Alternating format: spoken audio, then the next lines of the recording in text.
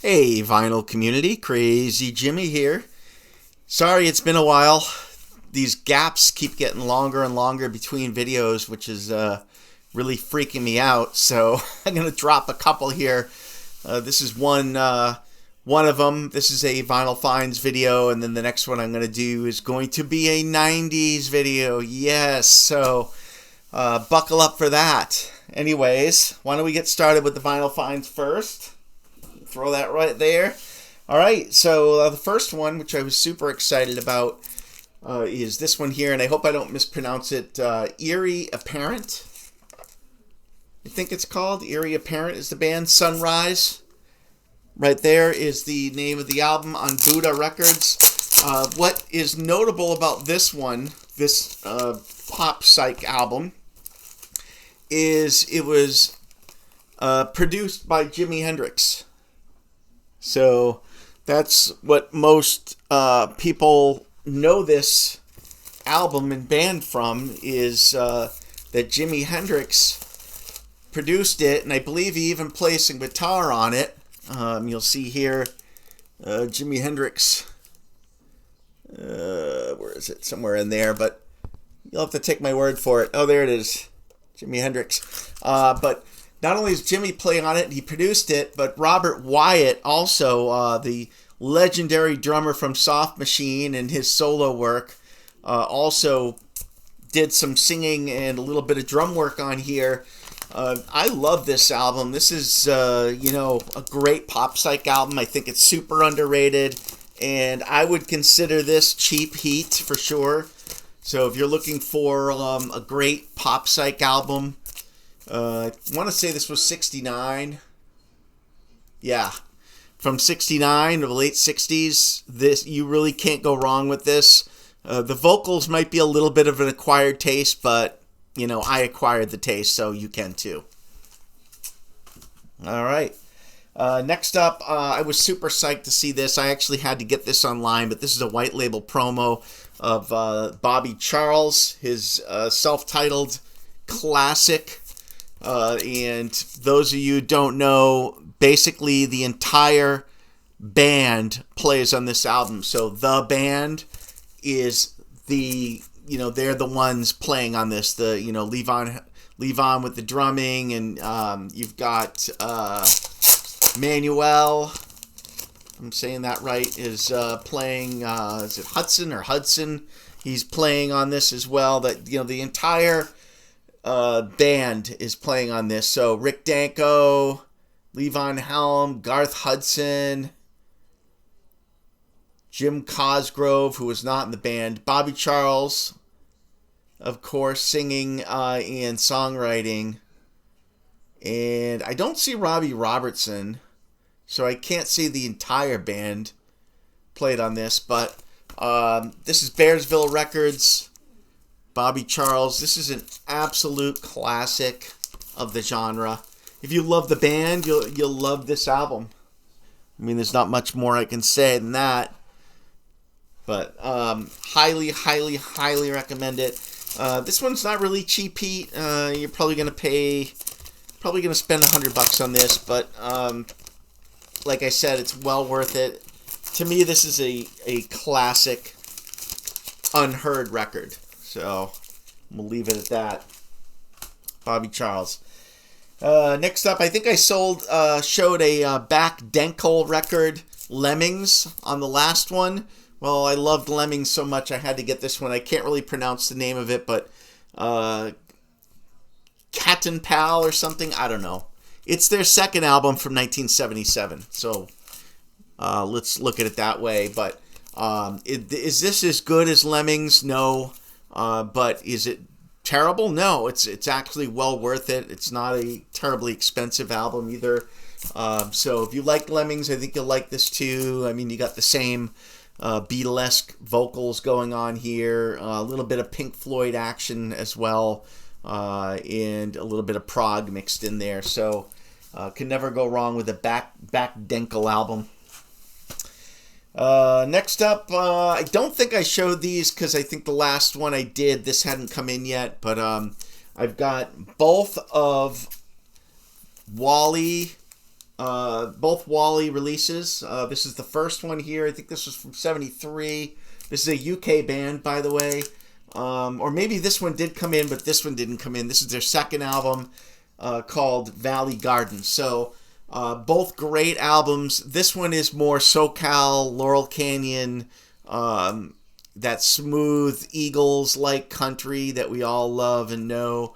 Cosmic country, whatever you want to call it. This one's more proggy, but still has some great harmonies and some of that SoCal sound. But there's just more prog going on here than this one. So, but both great albums from the UK band Wally. So don't sleep on those. That's good cheap heat right there. More cheap heat. Flo and Eddie, Moving Targets. Really just a fantastic album from 1976.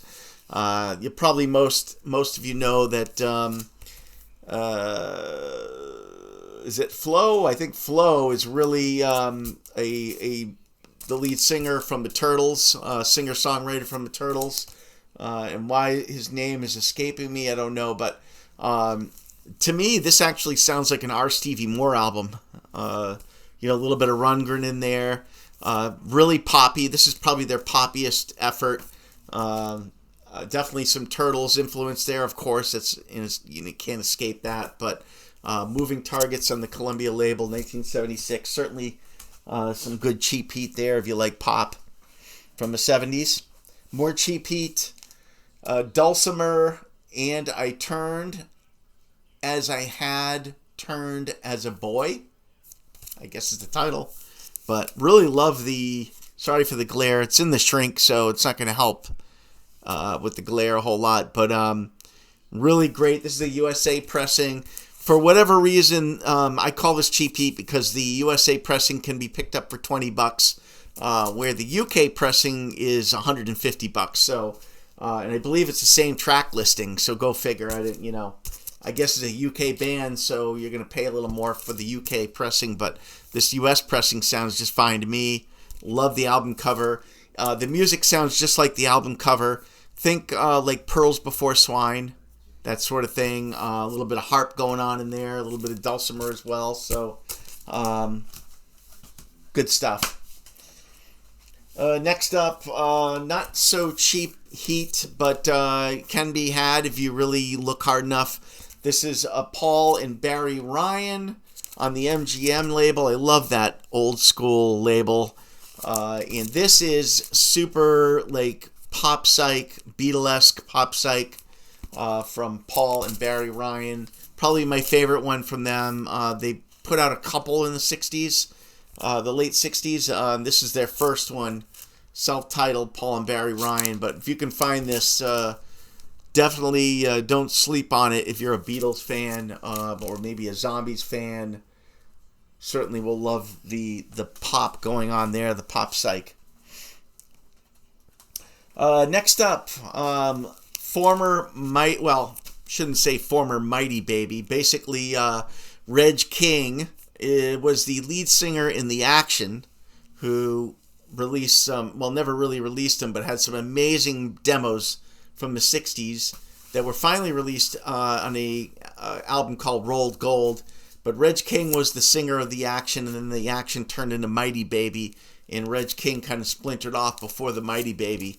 But this is his 1971 classic rock and soul album. I say soul because there's a couple of the tracks have some soul going on there. And when I say soul, I'm not talking funk or anything like that. It's just soulful vocals. So first of all, his vocals are just out of this world good. But there's a couple soul tracks on here that are super soulful and really it's like a pop rock soul mix and just really heartfelt, but also powerful. This Reg King album, self-titled, is fantastic. Just really good. This is a first UK pressing on United Artists, and I don't know what's going on with this album cover, but pretty weird. Got like insects. Are those grasshoppers? I don't know. Just crazy, like mutant men. So, and then you got Reg right there with his headphones on. Let me show you the back. Pretty cool back to it. It's laminated.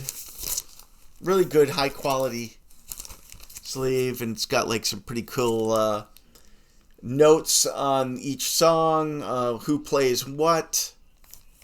But there it is. Reg King. This is not cheap heat at all. Actually had to get this online, but you know, well worth it, and I would do it again, over and over again, if I could. So, Reg King, great stuff. Next up, Love Sculpture. I think I showed the Parrot first pressing, USA first pressing. This is a UK second pressing. The first pressing was on the Parlophone, had the yellow Parlophone, like the Beatles originals. And this is a second with the boxed Parlophone. But I love this album so much that I had to get the UK pressing. This is a great rock and pop and psych, kind of like that mix album from the early 70s, featuring Dave Edmunds on guitar with some vocals. Just, this is the best Love Sculpture album in my mind. Better than Blues Helping. It's not even comparable in my mind. I think all the songs are on Forms and Feelings, but just my opinion, I guess. All right. Couple more. This one here, Bubble Puppy. This band here, Damien turned into Bubble Puppy, so gotta, you know, I love Bubble Puppy, so, you know, why not Damien as well. This is not as poppy as Bubble Puppy. This is a little more hard edge, a little more hard rock going on here, but certainly well worth it. This is one of those white label promos as well. It's got the little "not for sale" indented up there. I don't know if you can see it. It's kind of hard to see. There it is. But really good early, I want to say this was 1970, hard rock. Good stuff. All right, I got a few more. So these are all Brazilian presses. And this one here I'm going to show you. I was super psyched to get this. And the reason, now this is not the UK major minor. This is a Brazilian major minor press. But what's notable about this versus the one I have up there on the wall there behind me is that's a USA stereo up there, which is fake stereo. And let me just say, this fake stereo is not as bad as what people say. You go online and you look at it and they're like, oh, it's terrible and this and that. It's not that bad. I've heard fake stereo where everything's panned in one speaker. So you'll have like the vocals in one speaker and everything else is on the left speaker and the vocals are on the right. That July album is not like that. There's some centered vocals going on in addition to some panning, so it's not as bad as what people say. But speaking of that, this is a mono pressing. So what's nice about this is the mono pressing was done in UK, and the UK tapes were for major minor were sent to Brazil. And they were pressed there. It was pressed there using the same mono cut as the UK. And same with Mexico. I guess the Mexico pressing is also the original mono cut. A lot of people don't realize that. And because of that, the UK is going for like 3K, which I would never, you know, I love this album, by the way. It's right up there with some of the best Beatles albums in my mind. And it's right up there with Piper from Pink Floyd. But is it? But would I spend 3K on the UK? No, I wouldn't. Not when I can get the Brazil press for 1/4 of that price. So, and it's the same mono cut. So, really cool. There's the label, Music Core, major minor right there. It's fantastic. I recommend the mono cut over the stereo, obviously, because this is a dedicated cut. The stereo was not. But classic. Two more for you. These are it's no secret I've been getting into Brazilian Tropicalia artists and bands. And this is one I've been after for a long time. 1974's Georgie Ben, A Tabula des Emeralda. Probably not pronouncing that right. I love this cover, by the way. Apparently this is a concept album, but I would never know. I don't speak Portuguese. There's only one song sung in English on this, but it really doesn't matter. The music is that good. This is probably in the top 3 for me with Georgie Ben. So 1974, and this is widely considered one of his best. So if you want to get into Georgie Ben, who's released 30-something albums, you're not sure what to start with the 1974 A Tabia. Just go with that. How's that? And it has the nice, cool, I don't know, Roman cover, we'll call it. So on the Philips label. Great stuff. Last one is, and I actually have doubles of this. So I'm selling my double, but you never can turn this up. If you see it, you have to get it. This is Tom Z. We'll call it Tom Z Todos. How's that? I know it's more than that, but Tom Z, Brazilian artist. This is his classic, considered his best 1973 album. And I guess he is considered like the Brazilian Frank Zappa, but I don't find him as out there as Frank Zappa. But I'll just show you what's going on here. This is on this Continental label. First pressing there, 1973. But sounds really good. Both of my copies sound good. There's some noise on both, but that's inherent with these presses. But let me tell you, it's got analog warmth on it. Would not recommend the repressings of these. There's the inside gate. It's got this waxy like lamination. All the Brazilian albums, the old ones, tend to have this waxy lamination that looks like candle wax. It's weird. So I mean, I don't know if there was any point where this was shiny at all. So it just has that candle wax appearance. But Tom Zay. So, hey, if anyone's been looking for this and they want an original pressing, but they don't want to buy it from a Brazil seller, certainly reach out to me. Let me know you're interested, and, maybe we can work something out. But like I said, this is definitely his most adventurous album. And if you're thinking this is a marble in a butt, it's really a marble in a mouth, made to look like a marble in a butt. So I try to fool people when they see it, and I tell them, oh yeah, it's a marble in a butt. But it's really a marble in a mouth. And that was confirmed by the photographer. So I think Tom Zay's been out there saying, no, that's not true. It's really a butt, but no, it's a mouth. So you can tell it's a mouth. Come on. But still kind of gross either way. Anyways,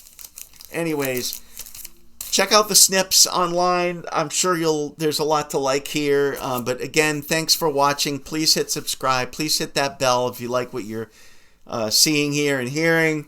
More to come, more content to come. I'm going to be dropping a rare vinyl 90s video soon as well. So stay tuned for that. But again, thanks for watching. Appreciate everyone. Take care.